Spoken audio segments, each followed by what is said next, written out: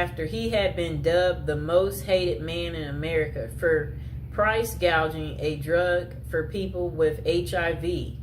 Bizarre though, the story was Smith, I believe that's her last name. Yeah, Christy. I don't know why they won't just call her Christy. Has plenty of company. For every incarcerated man, it seems there's a woman interested in being his pen pal or more. Okay? Christy Smith, a former journalist who helped break the story of a white-collar criminal, Martin Shkreli. Wright became romantically involved with him while he served a federal prison sentence for fraud. Okay, I'm about to show her. She looks fairly normal, too. She's, normal looking lady. And, he's the genius. I'm trying to say, I guess, he thought he was the genius. He didn't know he would get caught. It's a trend explored in the book Love Lockdown, Dating, XXX, and Marriage in America's Prisons. Okay. Greenwood decided to start researching prison marriages after her own extensive correspondence with jail white-collar criminal Samuel Israel III, currently serving a 22-year sentence in Butner, North Carolina federal prison for mail fraud and investment advisor fraud. Oh no. Some of this, it does make you wonder, how do these people get into committing these crimes? Or what? How does it start? What, do you get away with one thing and then it makes you think, oh, I could do that again and get away with it. And then you keep getting comfortable enough. You get so comfortable that you keep on, and then you eventually leave footprints. Okay, so this guy, I guess his name is Israel. It said he had faked his death by staging a suicidal plunge off the Bear Mountain Bridge in upstate New York in June 2008. He turned himself in to the feds 3 weeks later, and Greenwood reached out to him whilst researching her first book, Playing Dead, about people who fake their own deaths or disappearances. They have stayed in touch for 7 years, corresponding frequently, although they have never met. Quite interesting, right, people? I think we know people like this, where you're online friends, and for whatever reason, y'all stay in touch. I don't know what that's about, why people want to do that. Because it's I don't want to do it, so I don't know why people want to do it. Okay. Throughout the half dozen years I've known Sam, he has gone from my subject to my stalker to my friend, she writes, nodding that the correspondence helped her understand the laser-like attention an inmate with little to do can lavish on a lady. For her latest book, Greenwood followed the lives of 5 couples who met while one of them was incarcerated. Okay. I don't know what that means. I'm just trying to say, whatever they wrote was very confusing what came next. So, to prison wives who have long histories with their men, MWI. Okay? Women are seen as pathetic losers, or worse yet, prison groupies. Let's just label them a prison groupie. But what she found were relationships that were at times romantic, messy, complicated, and sometimes heartbreaking. In other words, not too unlike those in the real world. One couple includes Joe, an ex-Army medic who had worked as a prison guard at a Kansas City jail, and Benny Reed, who was serving a 10-year sentence in the maximum security Oregon State Penitentiary for the attempted murder of his then girlfriend.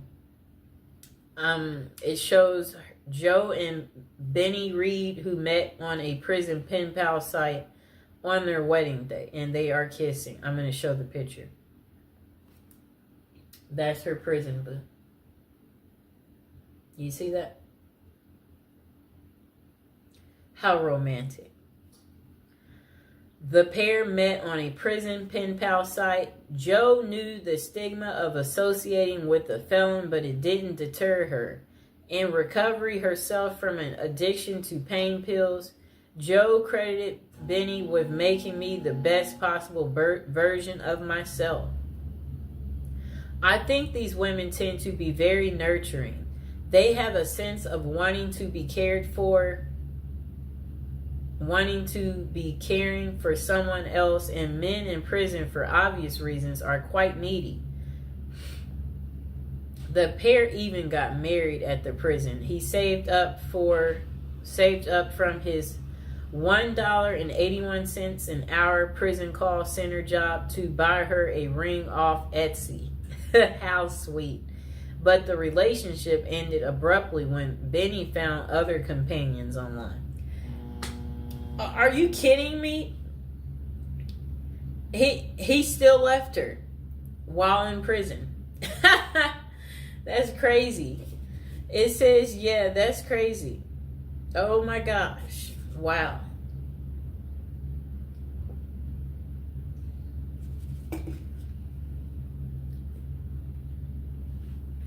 I'll reread that part for you.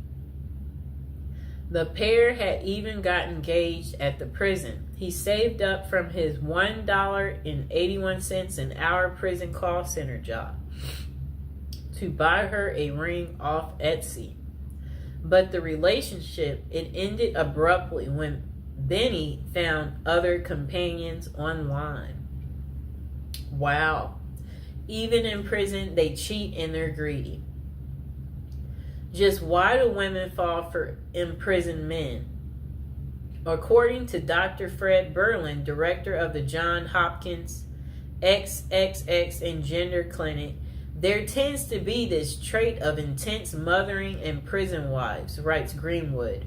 I think these women tend to be very nurturing. They have a sense of wanting to be caring for someone else, and men in prison, for obvious reasons, are quite needy. But not every prison wife goes into a pen pal relationship looking for love. Sheila Rule, a longtime foreign correspondent for New York Times, met Joe Robinson while doing volunteer work for a prison ministry. She was corresponding with more than a dozen inmates when a compelling letter came from Robinson, an East New York native serving 25 years for murder. Now, I have to look at this close up. I guess she was really lonely too. Okay. I'm looking at them. Oh, how are they in bed together? They must she must spent that one weekend day with him. This is funny. He has on regular clothes. Let me show the picture. Yep. She met him during her volunteer. Okay, so look. That lady I showed you, Sheila, a longtime foreign correspondent for New York Times, met Joe Robinson, the guy that you saw there, while doing volunteer work for a prison ministry. She was corresponding with more than a dozen inmates when a compelling letter came from Robinson, an East New York native serving 25 years for murder. As a pen pal, he was looking for a young lady, and Rule, who had been married twice, was in her 50s, 20 years his senior. She let him down and flat out told him that she couldn't be his companion but could be his friend. For a year, the two exchanged letters that were deeply vulnerable but very flirtatious. In 2003, he convinced her to visit him in person, where the relationship switched from friendship to romance. And they wed in 2005. That's 2 years later, after he convinced her to visit him. They've now been married 15 years, 12 of which Robinson was in prison. She says the marriage is happy and familiar, like an old shoe. That's so funny. Like, it's like a shoe. Still, Rue initially told few people about the relationship. When she decided to tell a friend she thought was progressive, the friend asked how she could be with someone charged with murder. I'm not marrying Joe's past, she told the friend. I'm marrying the person he's become. Do you like her excuse? So that's the end of Terrible Crimes. How it couldn't stop these ladies from marrying men behind bars. I hope you guys liked the video. Don't forget to like and subscribe. Let me know, are you enjoying the